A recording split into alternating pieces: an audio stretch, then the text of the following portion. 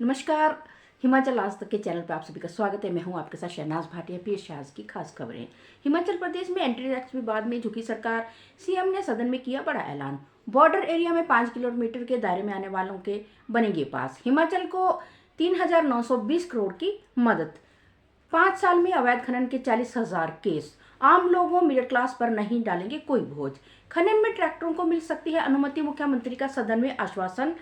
व्यापक पॉलिसी लाएगी सरकार। हिमाचल सरकार को 12 महीने में 13 बार लिया। हिमाचल सरकार ने 12 महीनों में 13 बार लिया लोन। 2024-25 की कैग रिपोर्ट में खुलासा। नवरात्र में ज्वालाजी मंदिर में लगभग 99.77 लाख चढ़ावा। कांगड़ा जिला के किसानों को 1,241 करोड़ ऋण। किसान क्रेडिट कार्ड से कृषि को 3 लाख।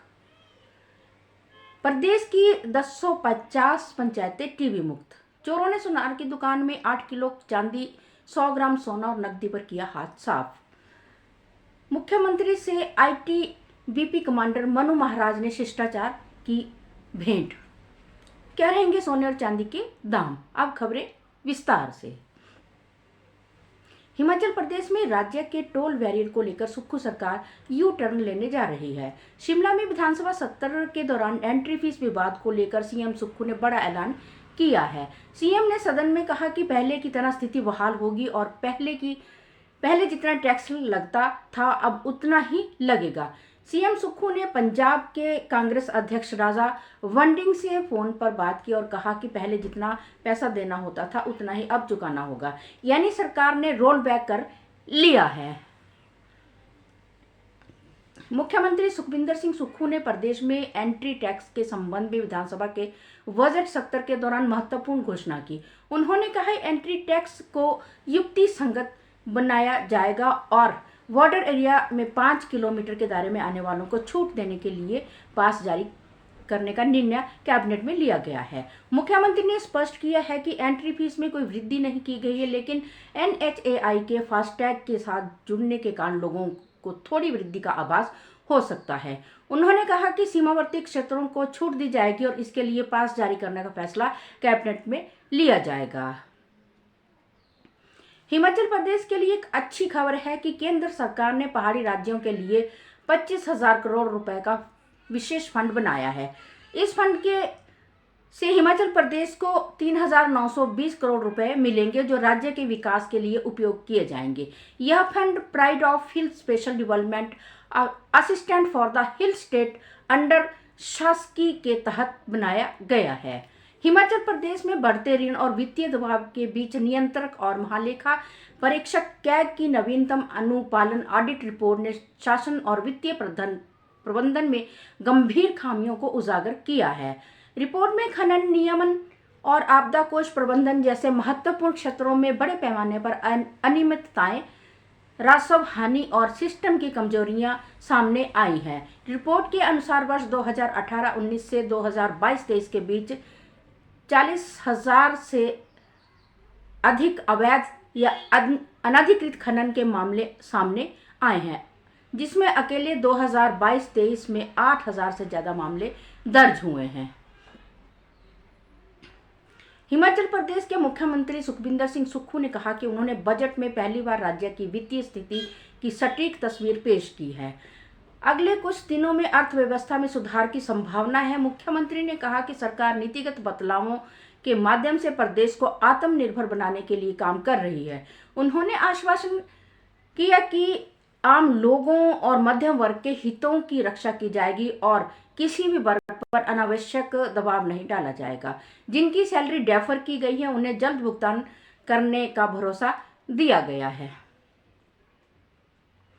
मुख्यमंत्री सुखविंदर सिंह सुक्खू ने प्रदेश में ट्रैक्टर संचालकों के लिए एक व्यापक नीति लाने की घोषणा की है। उन्होंने कहा कि प्रदेश में माइनिंग के लिए छोटे परमिट देने की संभावना पर भी सरकार विचार करेगी। उन्होंने कहा कि चालान के नियमों में बदलाव किया जाएगा और ट्रैक्टर संचालकों को राहत प्रदान की जाएगी।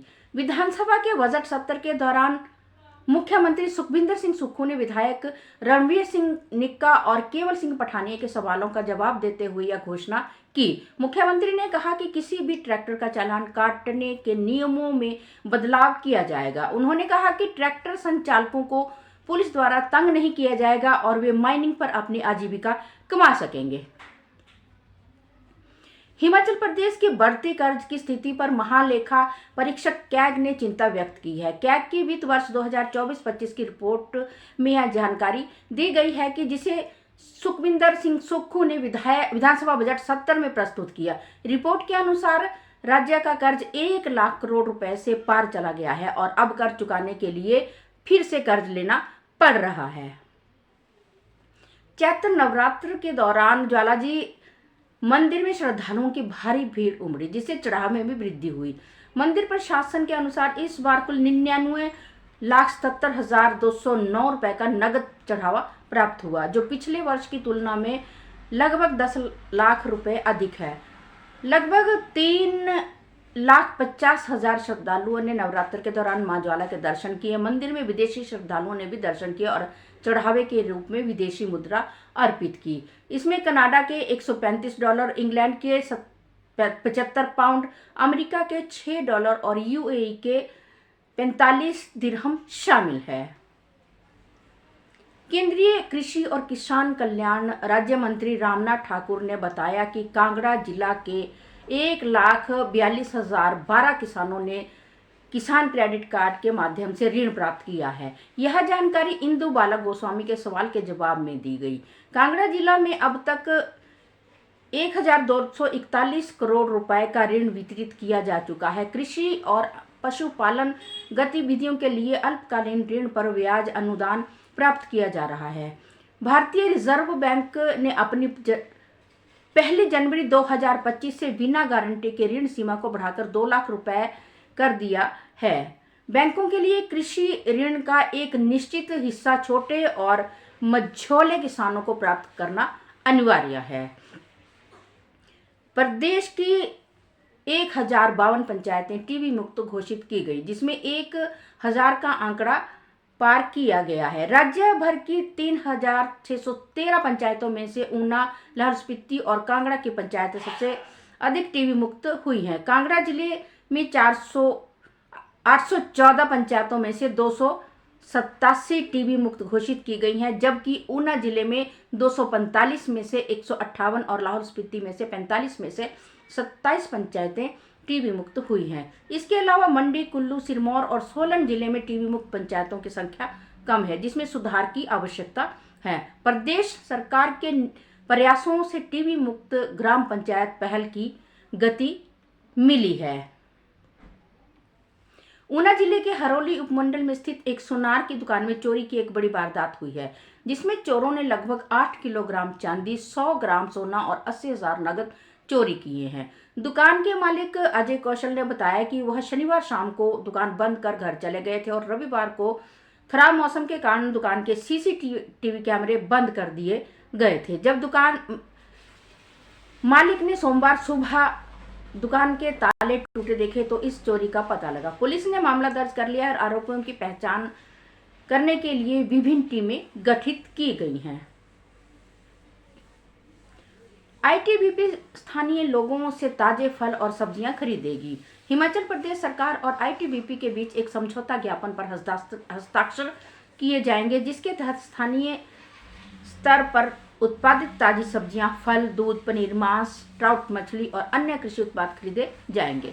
इस व्यवस्था के तहत आईटीबीपी सीधे किसान, सहकारी समितियों और स्थानीय उत्पादकों से उत्पाद खरीदेगी। तो चलिए चलते हैं आज के सोना और चांदी के दामों की ओर।